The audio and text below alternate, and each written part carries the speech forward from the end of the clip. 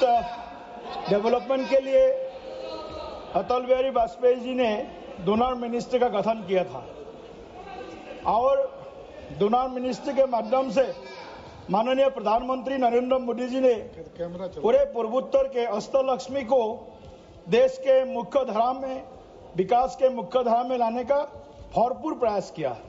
70 वर्ष से अधिक समय माननीय प्रधानमंत्री जी ने नॉर्थ ईस्ट का दौरा किया।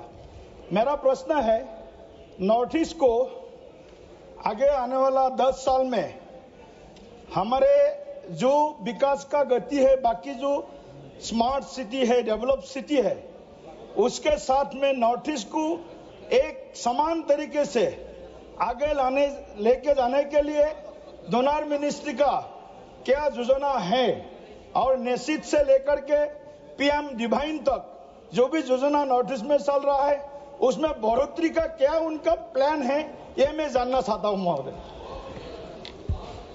सर, सांसद महोदय ने बहुत महत्वपूर्ण प्रश्न उठाया है। सर, पूर्व में उत्तर पूर्वी राज्यों को देश के आखिरी टापू के रूप में देखा जाता था। प्रधानमंत्री नरेंद्र मोदी जी के प्रधानमंत्री बनने के बाद जो दृष्टिकोण उत्तर पूर्वी राज्यों के प्रति होता था, उसे भारत का पहला अंग बनाने का कार्य हमारे प्रधानमंत्री नरेंद्र मोदी जी ने किया है। और ये मात्र वाक्य नहीं है सर, क्योंकि अगर हम आंकड़ों को भी देखें तो हम लोगों का जो बजटरी एलोकेशन है 54 मंत्रालयों का, उन 54 मंत्रालयों में जहां 27,000 करोड़ का बजटरी एलोकेशन होता था 2004 से 2014 तक, आज वो बजटरी एलोकेशन 91,000 करोड़ प्रति वर्ष हो चुका है, जो 3.5 गुना है। और उसके विरुद्ध जो खर्चा, क्योंकि एक बात होता है सर आउटलेस का, उससे ज्यादा महत्वपूर्ण होता है आउटकम्स, और प्रधानमंत्री नरेंद्र मोदी जी की सरकार आउटकम्स पर आधारित है। तो जो 91,000 करोड़ का बजट है पिछले वर्ष, उस बजट के प्रति 1,02,000 करोड़ का खर्चा उत्तर पूर्वी राज्यों में हुआ है सर। ये अपने आप में एक नया कीर्तिमान है।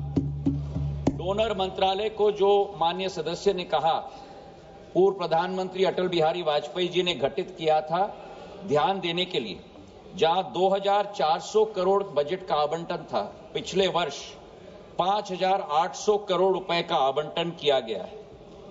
हमारे उत्तर पूर्वी राज्यों में हमारे कैपेक्स इंफ्रास्ट्रक्चर स्पेंड के आधार पर आज हमारे 19 रेलवे प्रोजेक्ट चल रहे हैं 80,000 करोड़ के। जिस उत्तर पूर्वी राज्य में केवल 9 एयरपोर्ट होते थे और उनमें से 2-3 राज्यों में 65 वर्षों में एक विमानतल भी नहीं होता था, उदाहरण के तौर पे अरुणाचल प्रदेश, सिक्किम, आज 17 विमानतल उत्तर पूर्वी राज्यों में आज चल रहे हैं सर। वाटरवेज की हम बात करें, जहां एक वाटरवे होता था, आज वहां 20 वाटरवे हैं सर। और उसी के साथ टेलीकॉम कनेक्टिविटी में भी करीब 4,500 गांव को 4G नेटवर्क के साथ जोड़ा गया है, और आने वाले दिनों में 5,500 गांव में 4,500 टावर हम लोग लगाने जा रहे हैं। नेशनल हाईवे के क्षेत्र में, जहां 65 वर्षों में केवल 10,000 किलोमीटर के हाईवे बने थे, 10 साल में 5,500 किलोमीटर के हाईवे प्रधानमंत्री नरेंद्र मोदी जी की सरकार ने बनाई। और ग्रामीण सड़कों को भी जोड़ने के लिए 45,000 किलोमीटर के रोड 50,000 करोड़ रुपए के आधार पर आज उत्तर पूर्व में बने हैं। और इसी के आधार पर सर, जो भारत आगे बढ़ रहा है, अग्रसर हो रहा है, 7% हमारी जीडीपी ग्रोथ रेट है। पर सर, आपको भी आश्चर्य होगा सुनते हुए कि हमारे 8 उत्तर पूर्वी राज्यों में 5% जीडीपी ग्रोथ रेट नहीं है, 8% जीडीपी ग्रोथ रेट नहीं है। हमारे 8 उत्तर पूर्वी राज्यों में 12% जीडीपी ग्रोथ रेट है सर। तो आज प्रधानमंत्री जी के नेतृत्व में उत्तर पूर्वी राज्य भारत को आगे ले जा रहे हैं सर। सर, मेरा एक ही सवाल है, ये समयबद्ध तरीके से सभी योजनाओं को समाप्त करने के लिए माननीय मंत्री जी के पास क्या उसका प्लान किया है समयबद्ध तरीके से सभी योजनाओं को खत्म करना, समाप्त करना। सर, दिलीप जी का प्रश्न महत्वपूर्ण है और मैं उनको आश्वस्त कराना चाहता हूं कि पिछले एक वर्ष में हमने मंत्रालय के अंतर्गत जो करीब 1133 प्रोजेक्ट्स हैं, हमारे 5 स्कीम है डोनर्स के, उनके तहत हमने 2 सिस्टम शुरू की हैं दिलीप जी।